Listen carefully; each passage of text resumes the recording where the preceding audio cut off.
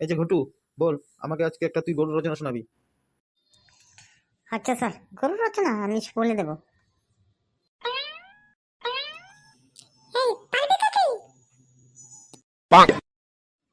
আর দাঁড়া না, আমি ঠিক পেরে যাবো। আচ্ছা তবে শোনা। স্যার, আমি বলে দেবো, আমার ভালো লাগে এই গরুর রচনা বলতে।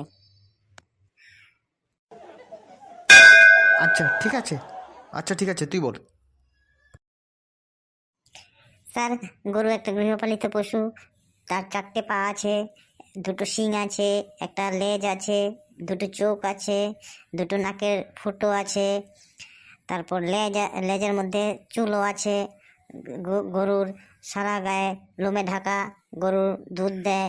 কোনো কোনো গরু দুধ দেয় না। যেসব গরু পুরুষ গরু সেগুলো দুধ দেয় না, মহিলা গরুগুলো দুধ দেয়। তারপর গরু আমাদেরকে সব সময় মানে ভালোবাসে। আমরা গরুকে ভালোবাসি, যার জন্য আমরা দুধ খাই। তো দুধ ছাড়া আমরা হ্যাঁ, তারপর দুধ খেতে খেতে আমরা মানে শরীরের খুব উপকারী একটা ইয়ে হয়, আমাদের শক্তি যোগান দেয় দুধ। দুধ না খেলে আমরা পড়াশোনা মনে রাখতে পারি না।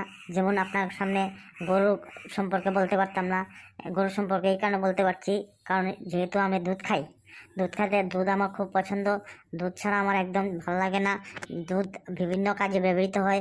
চায়ে দুধ ব্যবহৃত হয়, মিষ্টিতে দুধ ব্যবহৃত হয়, তারপর মিষ্টান্ন রান্না করার জন্য দুধ ব্যবহৃত হয়। মানে দুধের অবদান প্রকৃতিতে প্রচুর। আমরা দুধ ছাড়া এক বেলাও বাঁচতে পারি না। মা বাবা চা খায় দুধের সাথে, মাও চা খায় দুধের সাথে, দিদি দুধের সাথে চা খায়, সবাই এইভাবে আমরা সবাই দুধ থেকেই দুধ দিয়েই চা খেতে থাকি। তাছাড়াও এই না, আরও অনেক আছে।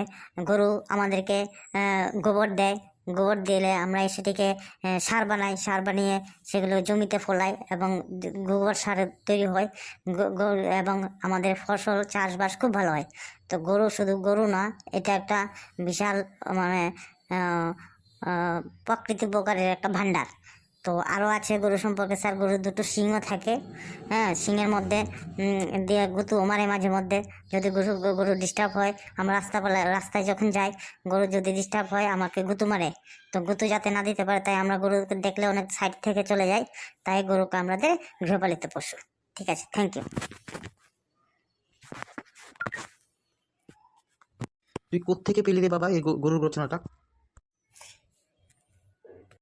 তুই কোত্থেকে পেলি রে বাবা এই গরুর রচনাটা?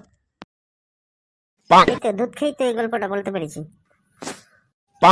থাম বাবা থাম, অনেক হয়েছে, আজকে আর বলতে হবে না। দেখছি নেক্সট কে বলতে পারে। নেক্সট। কারণ হচ্ছে চালিয়ে যা। এত গরুর রচনা থাকে, দুধের রচনা বেশি বলে ফেললি।